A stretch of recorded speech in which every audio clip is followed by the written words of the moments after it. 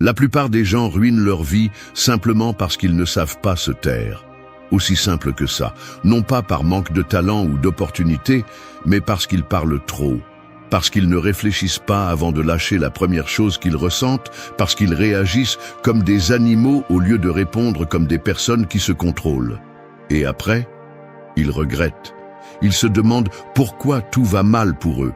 Mais la vérité est qu'ils creusent leur propre tombe avec chaque mot inutile qu'ils prononcent.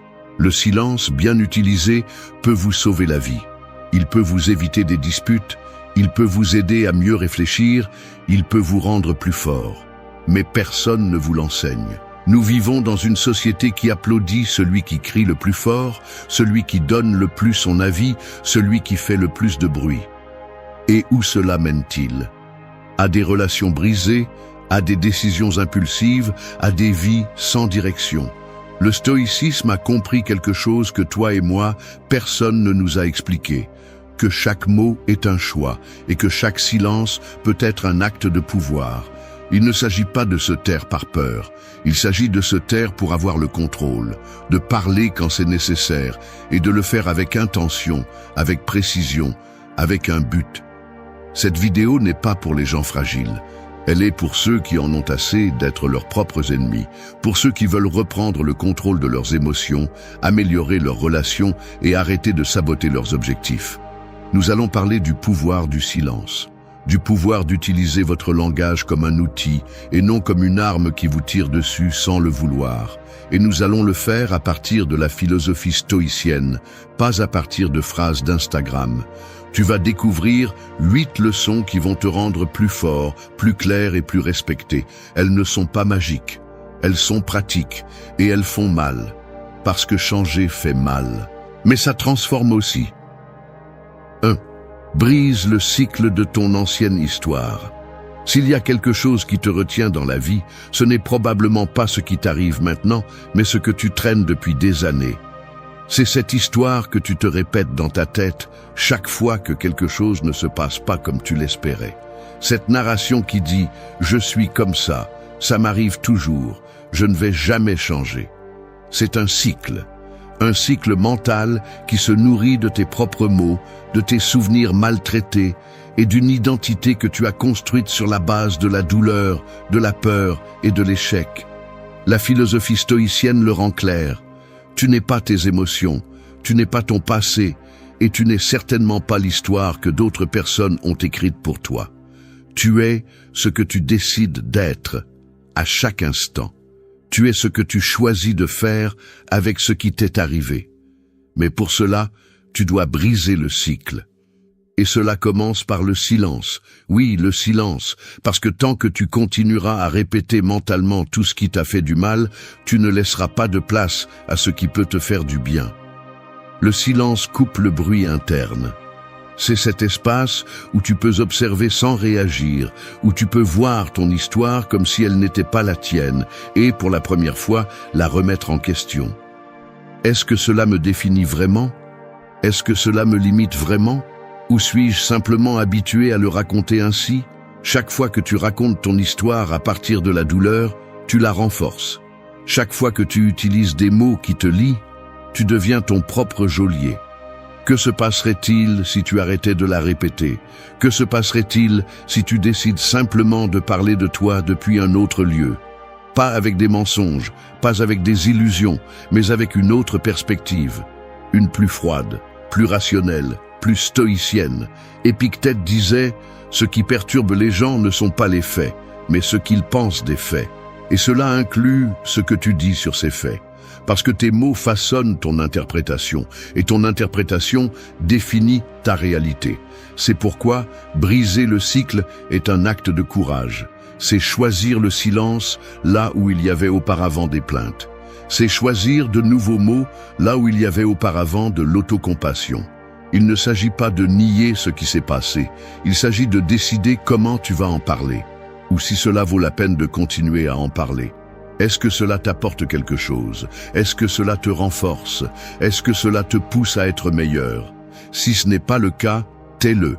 Arrête de le répéter, parce que tout ce que tu répètes devient une partie de ton identité. Et si tu répètes la douleur, tu deviens la souffrance. Mais si tu répètes le pouvoir, la vision et le but, ton identité change. Ce changement ne se produit pas du jour au lendemain. Ce n'est pas confortable, mais c'est nécessaire, parce que tant que tu continueras à nourrir ton ancienne histoire, tu continueras à obtenir les mêmes résultats, tu continueras à réagir de la même manière, tu continueras à te saboter. Briser le cycle est un engagement envers ta future version de toi-même. C'est regarder ton passé sans justifier tes limites. C'est admettre que ce qui t'a amené ici ne te sert pas à aller plus loin. Et c'est comprendre que le premier pas n'est pas de faire quelque chose de différent à l'extérieur, mais de commencer à parler différemment à l'intérieur. Tu n'es pas ce qui t'est arrivé. Tu es ce que tu décides de faire avec ça.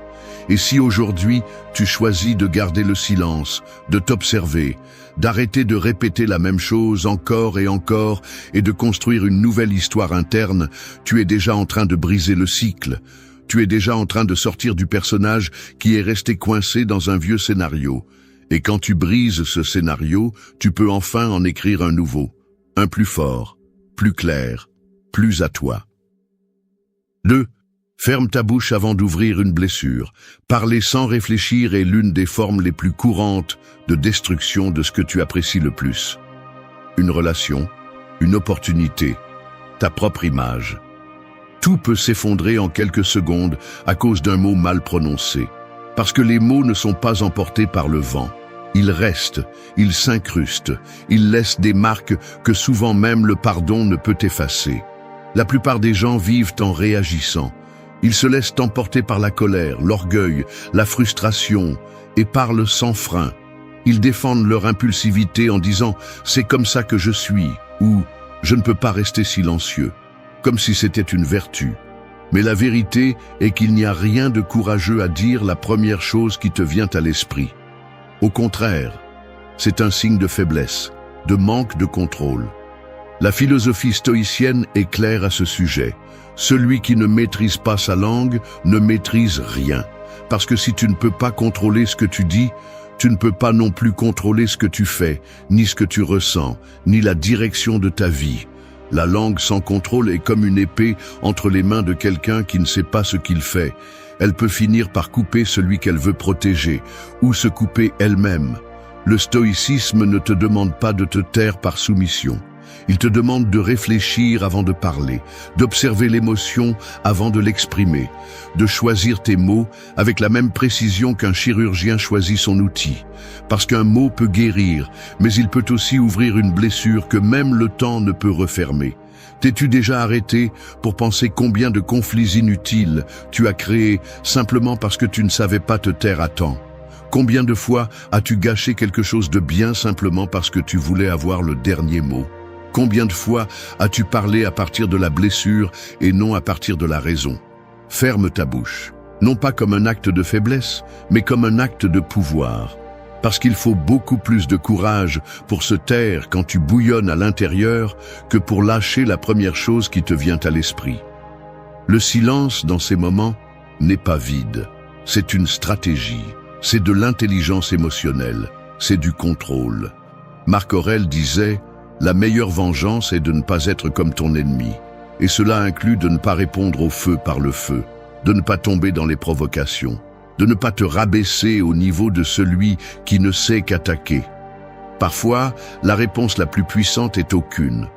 Le silence est inconfortable, il fait réfléchir, il démonte le conflit. Mais surtout, il te protège. Et il ne s'agit pas de réprimer ce que tu ressens, il s'agit de ne pas le donner au pire moment. Parle quand tu es en paix, pas quand tu es en colère. Parce que quand tu parles à partir de la colère, ce n'est pas toi qui parles, c'est ta blessure. Et quand tu parles à partir de la blessure, tu ne peux que causer plus de douleur. Si tu veux vraiment vivre avec un but, si tu veux vraiment construire des relations saines et arrêter de saboter tes objectifs, commence par entraîner ta langue. Avant de parler, respire. Avant de réagir, réfléchis. Et si tu n'as rien à ajouter, à apaiser ou à construire, mieux vaut garder le silence. Ce silence peut sauver ta journée, ton lien, ton chemin. Tout ce que tu ressens ne doit pas être dit. Tout ce que tu penses ne doit pas être exprimé. Parler en conscience est une forme de respect, non seulement envers les autres, mais aussi envers toi-même. Parce que tu te prouves que tu as le contrôle, que tu n'es plus une personne qui se laisse emporter par l'émotion du moment. C'est ainsi que se construit le véritable caractère. Pas dans les cris, pas dans les disputes, pas dans les phrases blessantes qui gagnent une bataille, mais perdent la guerre. Il se construit dans la pause, dans la décision consciente de protéger ce qui vaut plus qu'un élan. Ferme ta bouche avant d'ouvrir une blessure, parce que ce que tu dis peut changer le cours de ta vie. Et parfois, le silence non seulement évite le mal, mais te transforme aussi en quelqu'un qui mérite le respect. 3. Programme ton esprit avec un ordre de guerre. Quand tu ouvres les yeux le matin, ton esprit a déjà commencé à parler. Il ne t'a pas demandé la permission, il ne t'a pas consulté, il a simplement commencé. Il a commencé à te rappeler tes soucis, tes insécurités, tes tâches en attente, tes anciennes peurs. C'est comme si tu avais une armée dans la tête, mais sans général. Et si tu ne prends pas le commandement dès le début, cette armée va agir par impulsion. Elle va paniquer, elle va perdre la bataille avant qu'elle ne commence. C'est pourquoi tu as besoin d'un ordre de guerre. Une phrase courte, précise, chargée de direction. Parce que chaque jour est un champ de mines d'excuses, de distractions et de provocations. Et si tu sors sans stratégie, tu te perds, tu te casses. Ou pire, tu deviens quelqu'un qui survit sans avancer. Les stoïciens ont compris cela des siècles avant que la psychologie ne le valide. Ils ne sortaient pas affronter le jour avec des désirs, ils sortaient avec préparation. Marc Aurèle se répétait mentalement qui allait le défier, quelles émotions allaient le frapper et quelle serait son attitude face à tout cela. C'est de la programmation mentale, c'est avoir le contrôle avant que le chaos ne commence. Il ne s'agit pas de répéter des phrases vides devant le miroir, il s'agit d'installer dans ta tête une directive claire, quelque chose qui te guide quand l'émotion veut te dominer, quelque chose qui fonctionne comme une épée, légère mais mortelle. Aujourd'hui, je suis plus fort que mon doute. Aujourd'hui, j'avance même si je n'en ai pas envie. Aujourd'hui, je ne cède pas un pas à mon ancienne version. L'esprit fonctionne comme un système d'exploitation. Et ce que tu dis, ce que tu répètes, c'est le code qui installe ton comportement. Tu veux agir avec discipline? Programme-le. Tu veux arrêter de réagir comme toujours? Ordonne-le. Parce que si ce n'est pas toi qui donnes l'ordre, ce sera ta peur, ta paresse, ton passé. Chaque fois que tu te parles comme une victime, tu cèdes le commandement. Et chaque fois que tu te donnes un ordre ferme, tu reprends le pouvoir. Ton langage n'est pas un ornement, c'est un déclencheur. C'est la première brique de tout ce que tu vas construire ou détruire ce jour-là. Et ce n'est pas seulement ce que tu dis qui compte, c'est la façon dont tu le dis. Ce n'est pas la même chose de dire « je vais essayer » que « aujourd'hui, je le fais avec ou sans envie ». Ce n'est pas la même chose de dire « nous verrons ce qui se passe » que « aujourd'hui, il n'y a pas de place pour les excuses ». Le ton est tout. Ton esprit n'a pas besoin que tu le traites avec douceur. Il a besoin que tu le diriges avec force. Imagine que tu es dans une caserne, tu te réveilles et il y a du chaos dehors, des cris, de la confusion.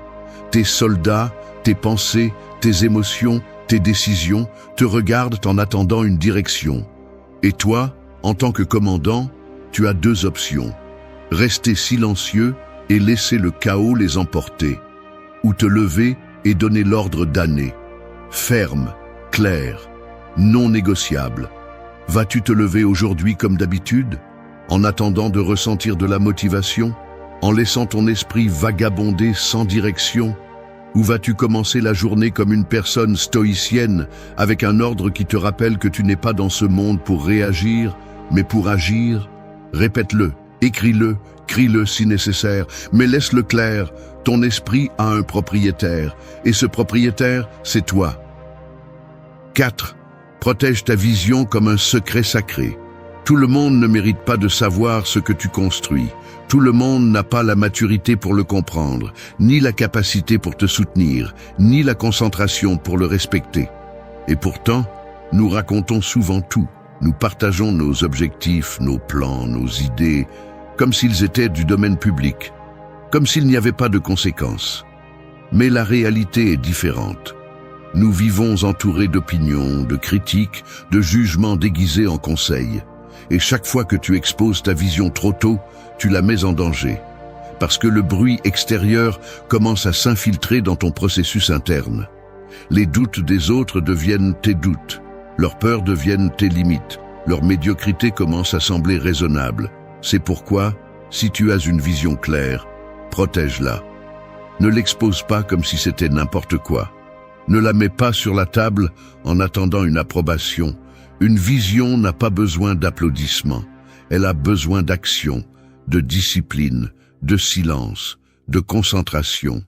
La philosophie stoïcienne enseigne qu'on n'a pas besoin de montrer tout ce qu'on fait, que le véritable progrès est silencieux, que ce qui vaut vraiment la peine se construit loin des regards des autres. Parce que l'ego veut parler, l'ego veut reconnaissance, mais le caractère veut des résultats. Protéger ta vision ne signifie pas te cacher par peur. Cela signifie respecter ton processus. Cela signifie comprendre qu'il y a des choses qui n'ont de sens que pour toi et qui n'ont pas besoin de validation. Cela signifie accepter qu'il y aura des personnes qui ne comprendront pas, qui critiqueront ou même mépriseront. Et c'est bien. Ce n'est pas leur chemin, c'est le tien. Comment protège-t-on une vision? D'abord, en fermant la bouche. Tu n'as pas besoin de tout raconter. Tu n'as pas besoin d'expliquer chaque étape. Si quelque chose est important pour toi, le garder en silence peut être la façon la plus puissante de le nourrir. Comme une graine sous terre. Personne ne la voit, mais elle grandit. Elle prend de la force. Elle se prépare à percer la surface avec force. Deuxièmement, en choisissant avec qui tu partages ce que tu fais. Toutes les personnes ne méritent pas d'avoir accès à ta vision. Certaines personnes viennent seulement projeter leur frustration, à donner leur avis sans savoir, à saboter sans s'en rendre compte. Sois sélectif, protège ton énergie. Il ne s'agit pas d'être méfiant, mais d'être conscient. Troisièmement, en parlant avec tes actions. Le stoïcien ne promet pas, il fait. Il ne se vante pas, il avance, il ne discute pas, il démontre, et cela devient une forme de respect envers soi-même, parce que lorsque tu protèges ta vision, tu protèges aussi ton identité. Tu dis, ceci est à moi, je le construis, et je ne vais pas le donner à n'importe quelle voix qui veut donner son avis sans avoir rien fait.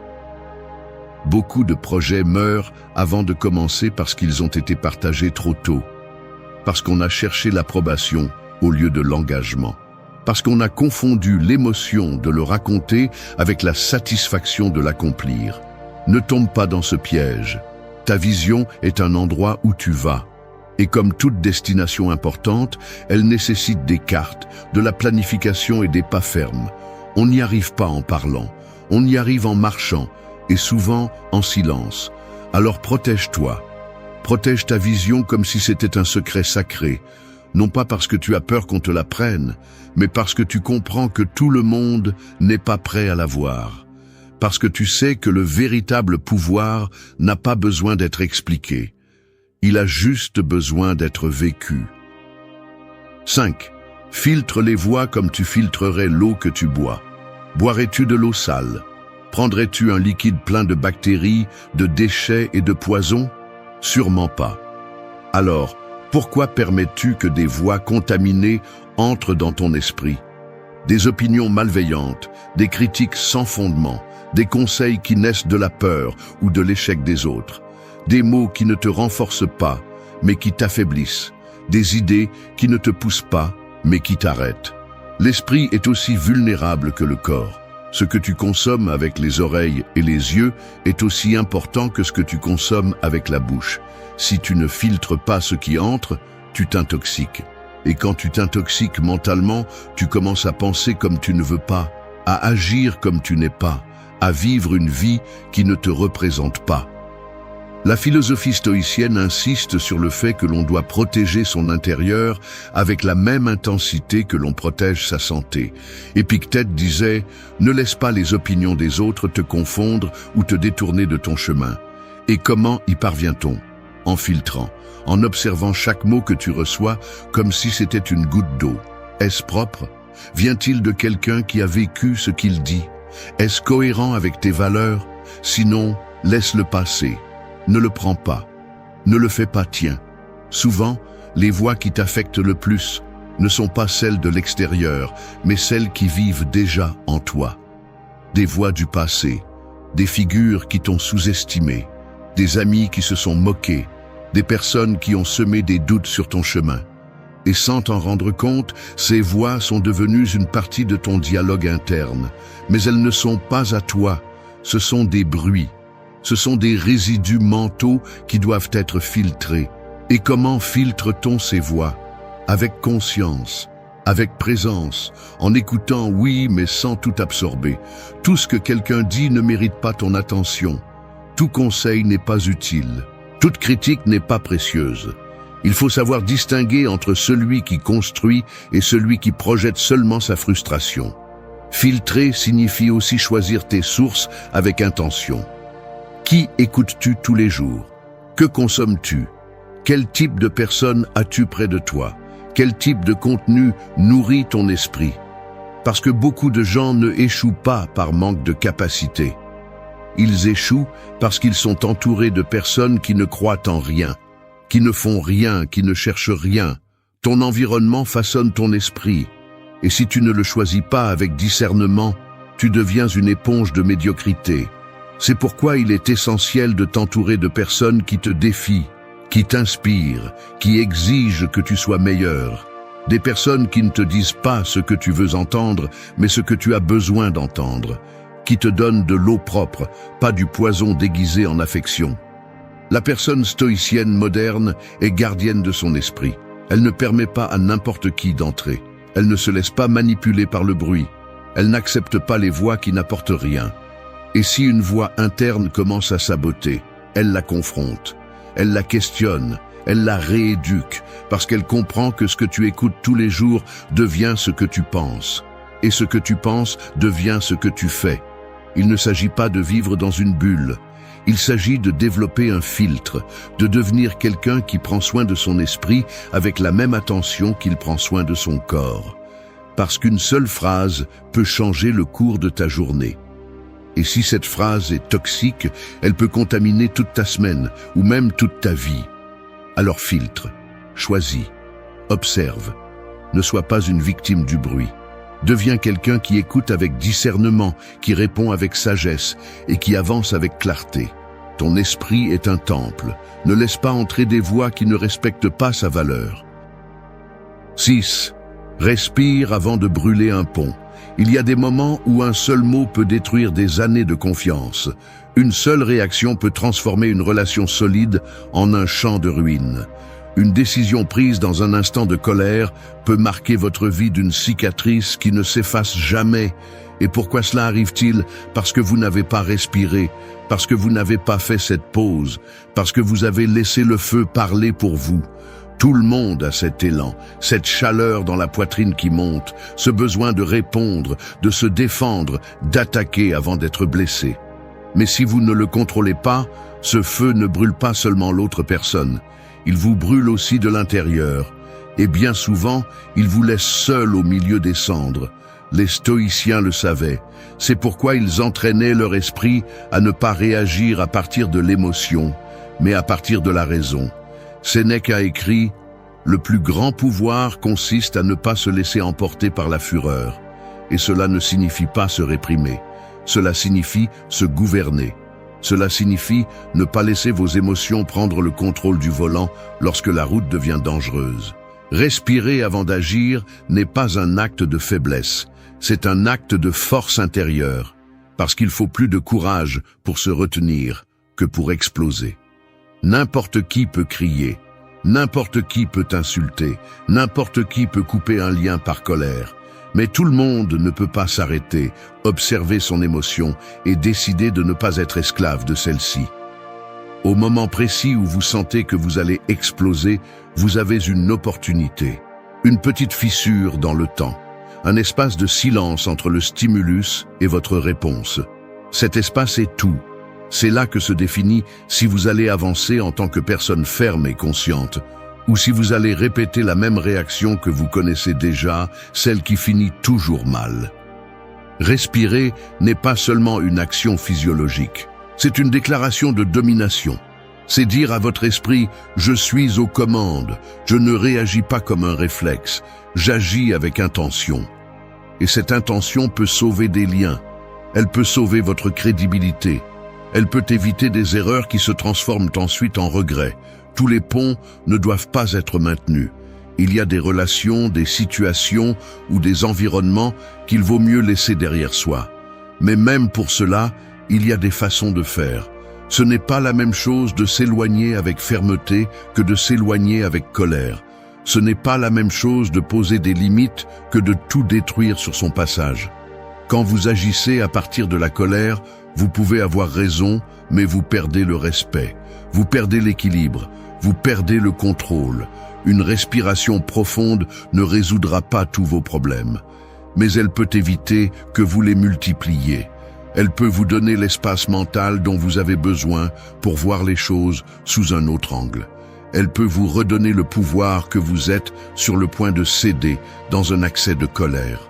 Nous vivons dans un monde où réagir rapidement est devenu la norme. Mais cette vitesse émotionnelle nous détruit. Elle nous rend impulsifs, volatiles, instables. La personne qui respire avant d'agir devient une rareté, mais aussi une force. Parce que pendant que d'autres brûlent des ponts par orgueil, vous devenez quelqu'un qui construit à partir de la conscience. La prochaine fois que vous sentirez que tout monte à votre poitrine, que vous voulez répondre avec colère, que vous voulez tout couper, faites la chose la plus difficile, ne faites rien, respirez, attendez, réfléchissez, et seulement après, décidez, depuis le calme, depuis le contrôle, depuis votre meilleure version. Il ne s'agit pas de tout supporter, il s'agit de choisir comment et quand agir. Il s'agit de parler depuis la clarté, pas depuis la colère. Parce que le silence qui suit une respiration peut être plus sage que 1000 mots dits dans un élan. Avant de brûler un pont, respirez. Parce que parfois, ce pont peut encore vous mener à un endroit qui en vaut la peine. 7. Construit dans l'ombre, pas sous les projecteurs.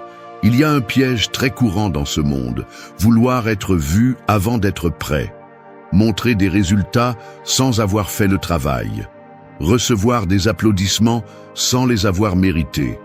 C'est le besoin de reconnaissance immédiate, de validation externe, d'attirer l'attention. Même si ce que tu construis n'est encore qu'une façade.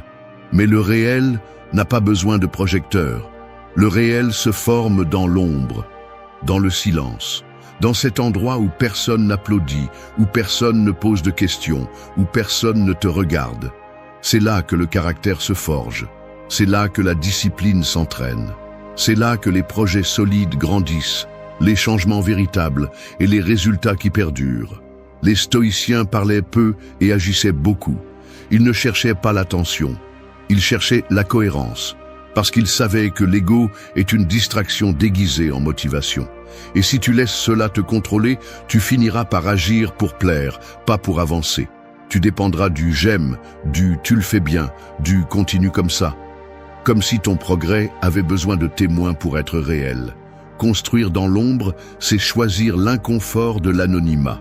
C'est décider que ta croissance n'a pas besoin d'être exhibée pour avoir de la valeur. C'est travailler quand personne ne te voit. T'efforcer sans caméra, maintenir ta routine sans avoir à partager chaque étape. Parce que tu sais que l'important n'est pas ce que les autres perçoivent, mais ce que tu sais que tu fais. Et ce n'est pas facile. Le monde actuel te pousse à tout montrer, à partager tes progrès, tes réalisations, tes habitudes, à transformer ta vie en une vitrine. Mais ce qui est trop exposé, s'use. Ce qui est montré avant l'heure, perd de la force. Et souvent, cela se dégonfle. Ton processus a besoin d'intimité. Il a besoin de ce lieu sacré où tu peux te tromper sans être jugé, avancer sans pression extérieure et apprendre sans avoir à prouver quoi que ce soit à qui que ce soit. Parce que la véritable transformation ne fait pas de bruit. La véritable discipline n'a pas besoin d'explication. Construire dans l'ombre signifie aussi protéger ton énergie.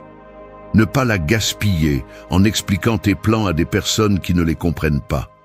Ne pas t'épuiser à justifier tes décisions. Ne pas perdre de vue en cherchant l'approbation. Cela signifie agir avec vision, pas avec l'anxiété d'être reconnu. Il y a une grande différence entre construire pour avancer et construire pour être vu. L'une te renforce, l'autre t'affaiblit. L'une te concentre sur le processus, l'autre t'obsède avec l'image. L'une te prépare à des résultats durables, l'autre te rend vulnérable au jugement des autres.